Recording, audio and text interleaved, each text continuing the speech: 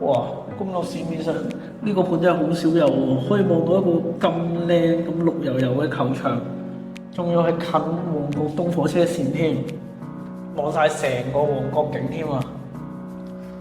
你唔好睇佢呢個係單棟式嘅樓啊，而且間隔好方正嘅喎，3房單位嚟㗎。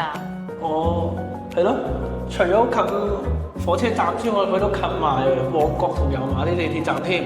我哋而家即刻去睇個單位咯。去望下啦。呢度就係太平道嘅新雅閣啦。哇，入到嚟咧都見到個業主做咗簡單嘅裝修喎，提升咗成個單位嘅空間感啊！係啊，而且個大廳咧夠橫夠闊咧，可以做好咗個間隔分明嘅客飯廳，擺2圍都仲得。而且咧，佢咧亦都有個氣窗，兩邊窗開晒，呢個對流窗咧，通風十分之好啊！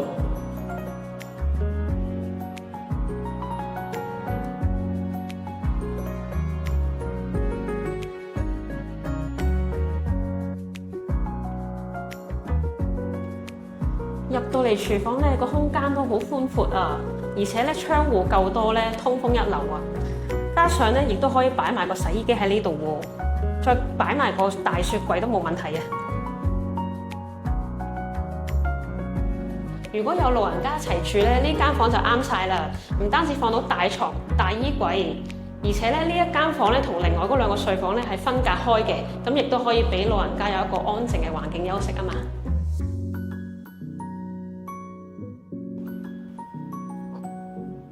呢一間房咧，絕對係可以做到一個小朋友房啊！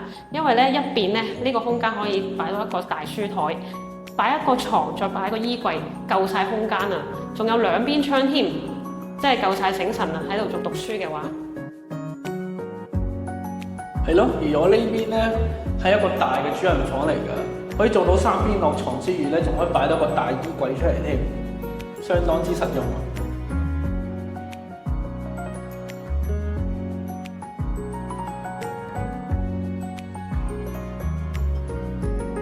呢個間隔咁實用，而且交通又咁方便，仲要市場上好少放盤添㗎。如果想睇樓咧，即刻揾我哋啊！